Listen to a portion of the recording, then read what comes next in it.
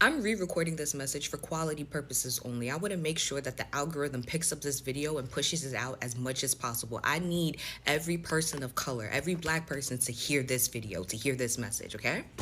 The Trump administration is looking to reinstate segregation for its federal workers, okay? Segregation, to which I literally said in my last video, and I'm going to say it again.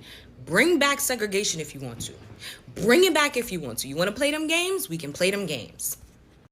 And like always, go and fact check this. You can find it on ABC News. You can find it on Politico, not political, but politico.com. You can find it on usnews.com and etc. Now, this is coming directly from the article, okay? Let's read. Segregated facilities could make a comeback as Trump's administration lifts discrimination ban on federal contracts. According to a public memo from General Services Administration, the GSA, the federal government will no longer prohibit contractors from having segregated waiting rooms, restaurants, and water fountains in order to secure government contracts. The memo reportedly states when issuing new solicitations or contracts, do not include any of the following provisions or clauses. The prohibition of segregated facilities. This move aligns with President Trump's broader executive order to repel diversity, equity, and inclusion (DEI) initiatives within the government and across the country. Now companies will have more leeway to decide whether or not to have segregated facilities, which include restrooms, restaurants, waiting areas, parking lots, and locker rooms. And like I said in the last video, please don't threaten us with a good time.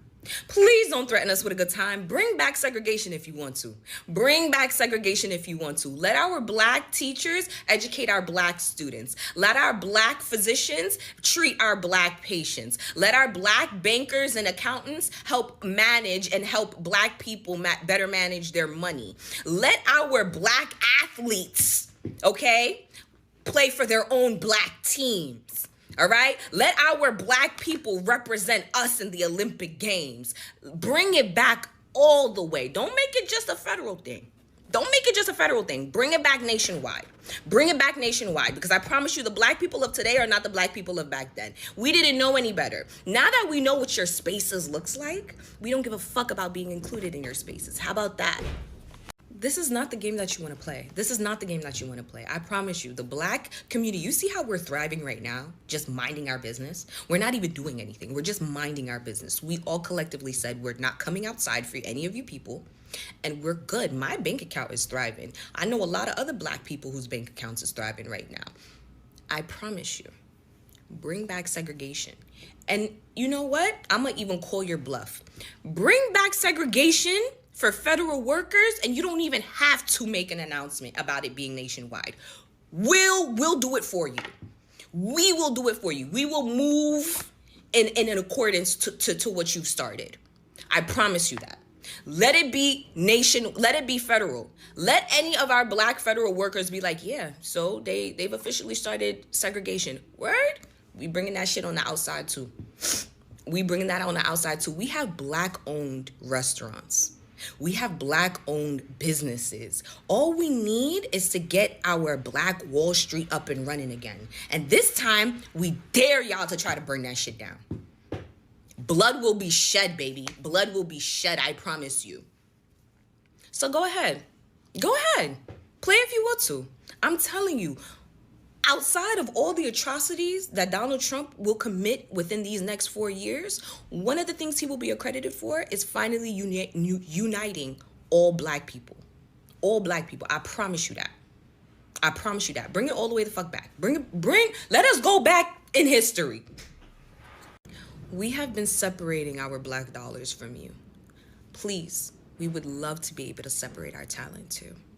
We would love to be able to separate our talent too. Let's see who really is the superior race.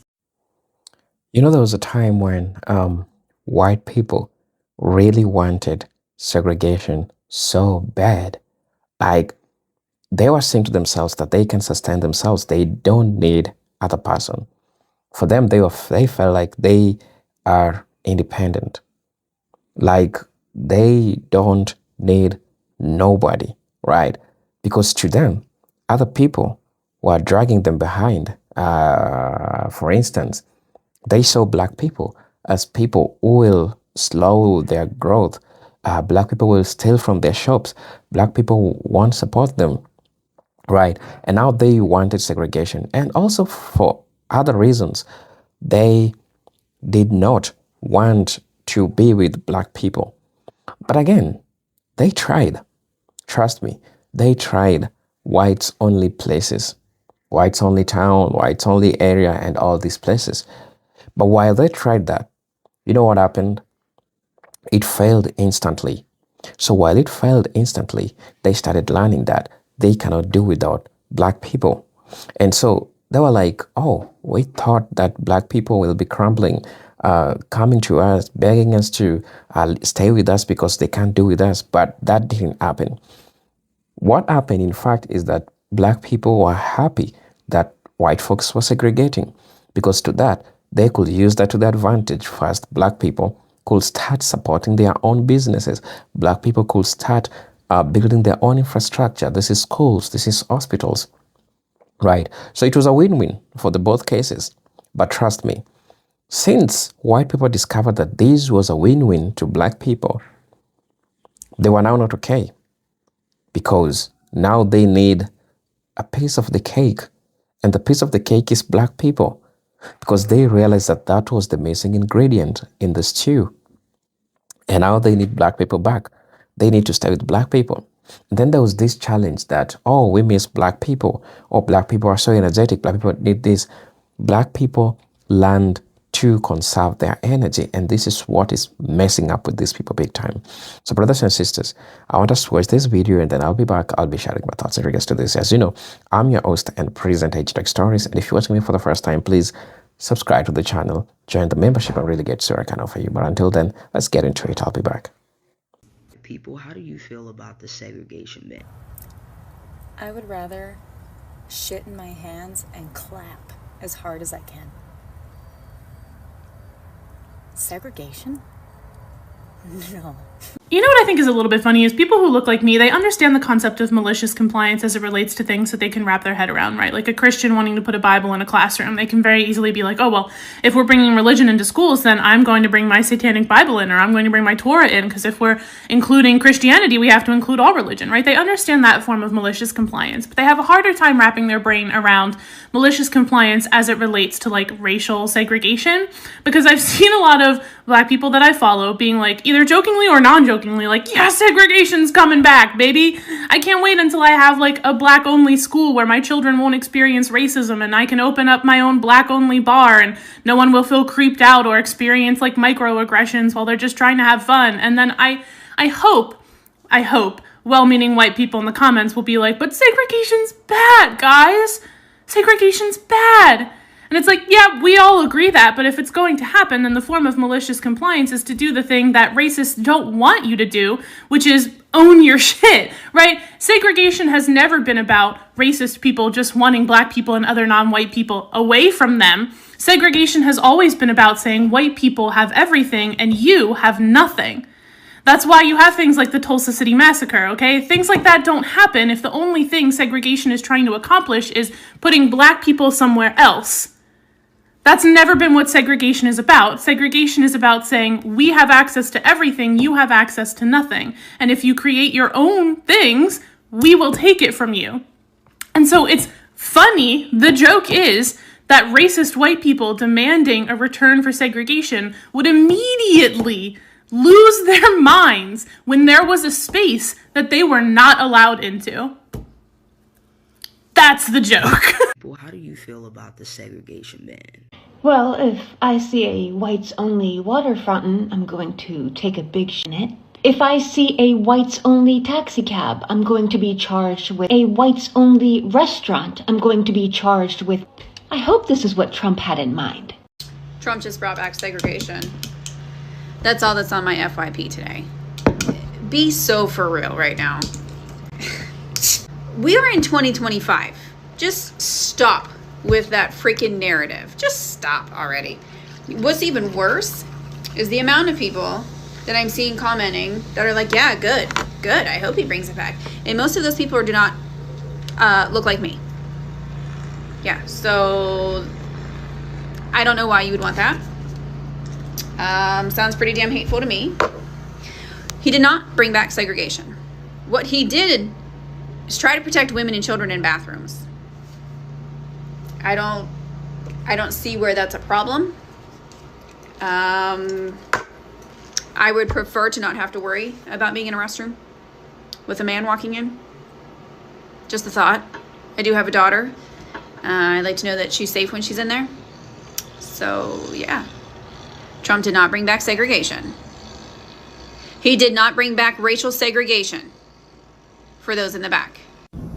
So I had some white colleagues ask me what I thought about Trump actually segregating whites and blacks. And I actually told them straight up, like, honestly, I would love that. Now, they looked at me like I was crazy, and they almost spit up their almond milk. And I think they thought that maybe I was saying that out of hatred. But it really isn't about hatred. Here's the thing. I'm not talking about their version of segregation. See, I'm talking about our version of righteous separation, spiritual sovereignty, and black sufficiency. See, the truth of it is that integration was never about freedom. It was finesse. It was a system's way of saying, let's stop them from succeeding independently so we can profit from their brilliance directly. It was about control. And so I want us to be very clear about this. You know, we were never separate but equal. So that's a lie. We were separate and excelling. We had our own schools. We had our own banks. We had our own businesses. And baby, we were thriving. Black Wall Street, they burned it. Rosewood, they bombed it. Wilmington, they overthrew it. Why? Because we were doing too well without them, and they couldn't handle that. And so that's the truth. They didn't really want segregation gone. They wanted control. This is why we know that integration was just repackage of chains.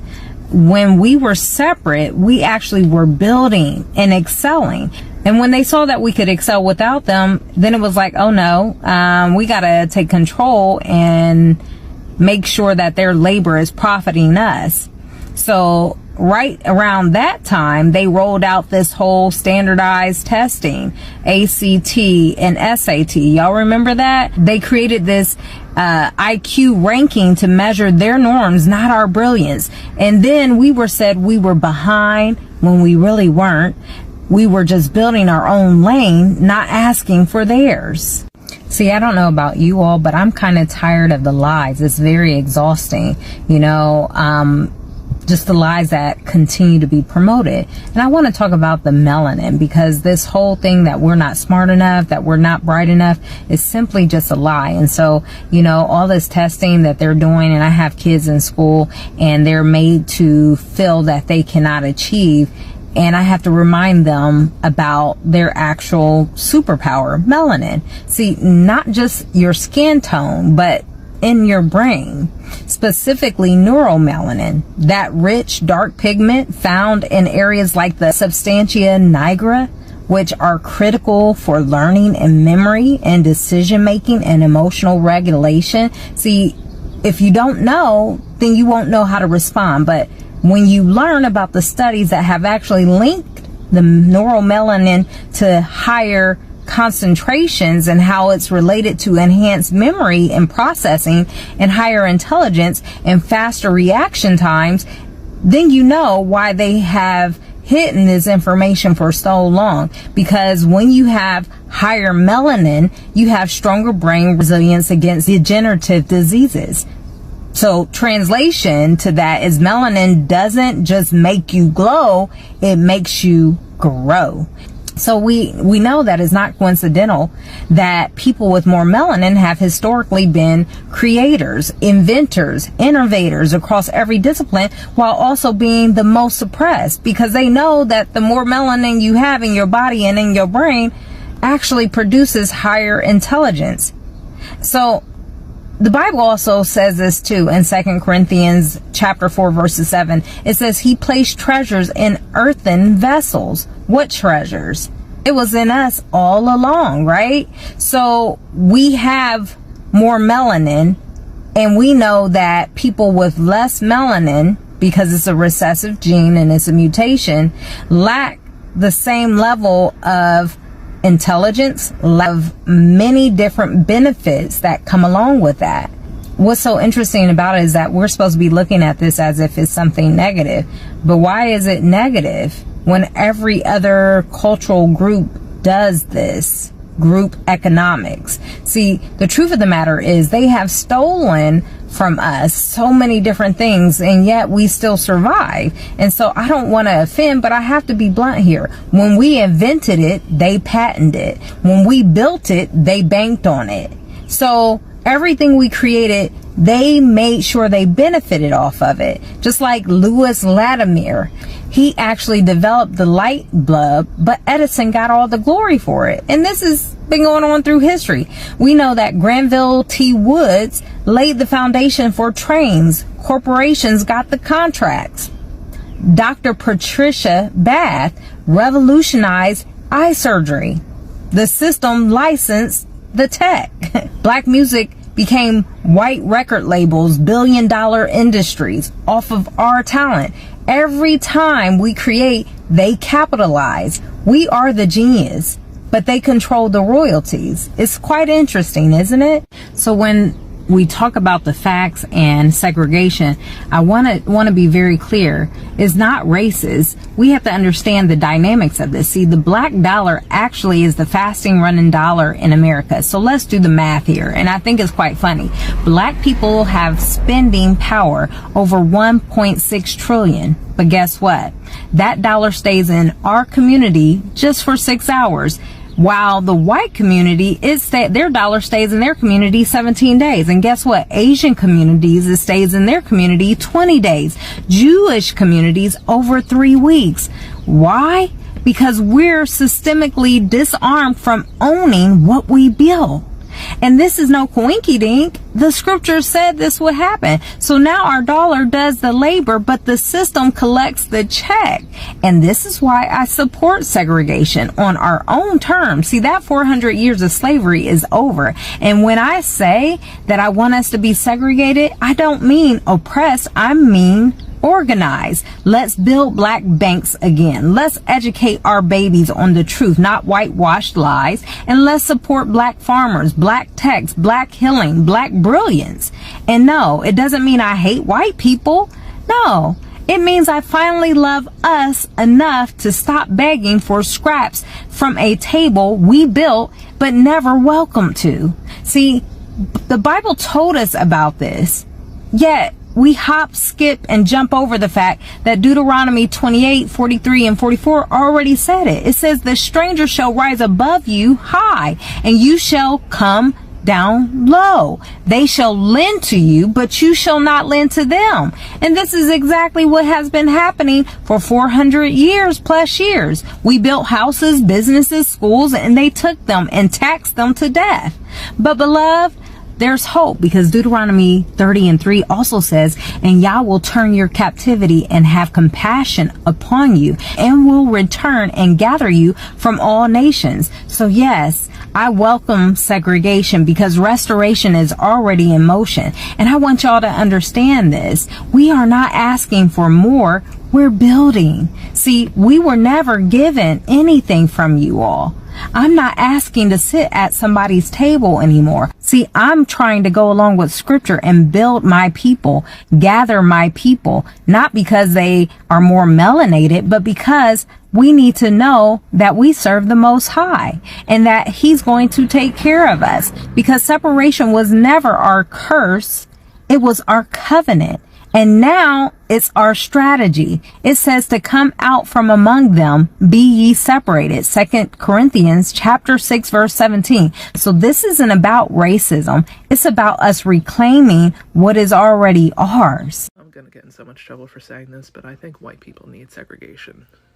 We need segregation to learn a lesson. There are far too many white people who think like, oh, it's okay, we roll back DEI. Everybody will be fine. Like, I see that you're cool. You see that I'm cool. No. And thanks to the Trump administration, they've rolled back a lot of segregation laws. So I mean, not that they ever tore down the original separate water fountains. They're just going to put the sign up once again that says blacks only. There are a lot of people who think if segregation comes back, it will be to their advantage. It will be to such the disadvantage of white population. And frankly, I think it's going to be good. There was a white woman who went into some bar the other day and she filmed it. Wearing a MAGA hat, she walked into a bar and like automatically the owner of the bar was like, get them out of my bar. You can't deny me service. No, your kind went to the Supreme Court to ensure that I can deny you service. Your beliefs are not my beliefs. Get the hell out of my bar. But I voted for MAGA and I'm white. You can't deny me. Yeah, we can. Yeah, we absolutely can. And she's filming it. And you can almost hear in her voice, she's absolutely sure she's going to post this video and she's going to become instantly famous. How dare this bar deny her? And instead the comments were like, know your place.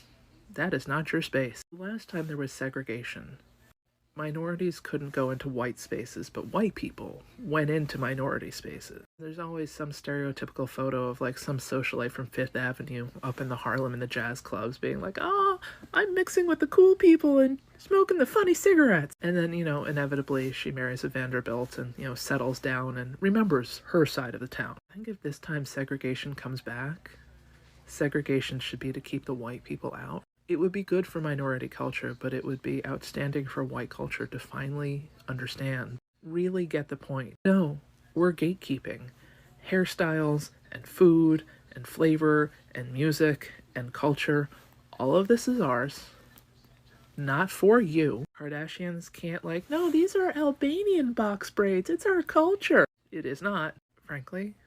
As much as it will not benefit me, I think it would be to the benefit of white people to feel segregation, to go through segregation for, let's start with 300 years. That seems like the right number. Then we'll check in to see how they're doing and maybe start some other new version, DEI 2.0. As a matter of fact, in white culture, white women should probably make their own group too. There can be MAGA, white women, minority, separate, not equal, and definitely learning some lessons. Grow with love. We're definitely in this phase that until it affects me, I don't care about it. But that's short term because, you give me back my Social Security. I'm no longer interested in everybody else's struggle. To long term, deny white people everything they feel entitled to. I think it's long past time for that lesson to be taught. And yeah, it's going to be super hard keeping white people out. You saw how many struggled with the blue bracelet idea. I admit I'm not going to like it, but I think it would be to the benefit of all. Nobody is coming to save us. And I don't think I can say that enough because I keep on seeing it in my comments and I keep on seeing other videos why can't Sweden come save us? One, America has greatly overestimated how much the rest of the world likes them. America is the friend in the friend group that everybody wants to drop but can't seem to get rid of. Either because, we have the cool lake house or the hot brother. But as soon as the thing we have is no longer necessary, we're out. Everybody shit talks us 24/7. We are 99.9% of the reason the rest of the friends group has a toxic relationship, because if we were just removed from the dynamic, they'd all be fine. There's this well, why can't Sweden come save us? Why would Sweden? Do you actually think they like us? We're rude and self-centered and half the reason for the decay and erosion of society. Most of the rules the rest of the world sets up is to handle the shit we dump on them. We give them social media. They teach their kids how to spot fake shit on the internet. We take away laws that put up a barrier. They are busy trying to figure out how they're going to regulate AI. We've taken all the rules off of AI and just said, you know what? If killer robots happen, that's an acceptable risk. The rest of the world teaches classes on deepfakes. There are people who are convinced that Trump's Gaza video is real. We're the stupid friend. We're the one that when you go out, everybody's like, oh my God, you gotta watch America. They're gonna do stupid shit tonight. Ugh. The expectation that a country is going to step in to save us, they're gonna see us, they're gonna see Trump not listening to the rules and that they're gonna step in. That's the Trump family business. Not playing by the rules is the only thing the Grump family line is good at. Donald Trump would rather spend 10 years burning his hemorrhoids on a chair in a courtroom so he doesn't have to pay his contractors, his workers, his anything. To him, it's worth it. He would rather die than cut a check fairly to anybody. Chuck Schumer, may he burn in hell, is currently pushing his autobiography in which they were like, well, we just assumed the Republicans would wake up and fix their own problem. We teed it up. Here's an impeachment. And then, the Republicans refused to hit the wiffle ball. Everybody is sitting around waiting for somebody else to fix the problem. And the closest we came is the guy who resulted in Trump wearing a maxi pad on his head for a few days. For any country to try to step in and help us would be declaring war. Why would they do that? For the first time in about 100 years, they can get America out of their business. They can get America's bases off their country's soil, and they would no longer have to play friends with the friend in the friend group that they don't want there anyway. There's no advantage to them helping America. Will it financially hurt them? Yes. Will they have to find other ways to find what they usually get from America? Yeah. So will there be a pinch?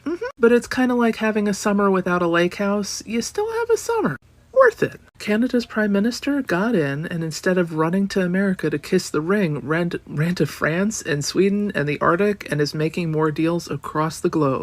They're not interested in playing with the US anymore. And other countries are doing exactly the same. As a matter of fact, other countries are gearing up to defend themselves against the US. Like a wounded animal lashes out. It doesn't mean to. It's just in pain. America's going to be in pain shortly. It's going to lash out. Other countries are gearing up for that moment, while Americans are sitting around going, somebody's going to fix this for us. Surely there's a button we can push that will solve this. Even if, best case scenario, the problem is solved. We all wake up tomorrow problem-free. America's reputation is in tatters, and the rest of the world has woken up from the toxic relationship and realized, we deserve better. We can deal without this person in our friends group. Have you ever seen anybody get back in the friends group 5 years after getting ejected from it? But to the average American, in a world where nobody's coming to save you, and you are run by a group of individuals who literally have never played by the rules, what are you going to do? Because we know where this is headed. Hitler has a very clear playbook, and Trump is playing it step by step, word for word, from Jane the Swamp to calling them vermin. He's not even being unique about it. We know where he's going. Only this time, all the other countries coming to fight, they're not going to come. They're not going to fight. They're going to let the snake eat its tail and just be like, have a great day. What is America going to do about it? You created this problem. You re-elected this problem. And I can't say this often enough. Nobody is coming to save you from this problem. The one thing that has united pretty much most of America is the hope that every morning you wake up to good news. But even then, it's not going to fix this problem. So what exactly is America going to do to solve its own problem? Because there is no easy. In 2025, can we stop calling it white supremacy and call it what it actually really is? White fear, white insecurity, and white genetic inferiority.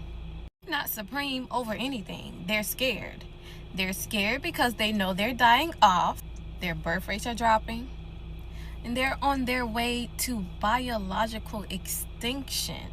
That's why Trump is moving the way he's moving. Him and his cabinet is pulling an all-out attack on the melanated people in this country right now. First it was ICE, with them detaining any Hispanic-looking person that they saw, regardless of them being suspected of committed a crime or nothing. And now Trump is calling for all these predominantly black cities to be put under the control of the federal army because they know they're outnumbered. And worse, we're starting to unite. We're starting to see through all the lies that we have been fed from this government for centuries. We're starting to wake up and realize who we are. We realizing that Jesus wasn't no pale-skinned man with straight blonde hair. We know who we are now, and we know we're the people of the book. And every time we stand in our truth, every time we refuse to bow down to them, it shakes their world. But guess what? It's too late. the awakening is already happening, and it's not stopping.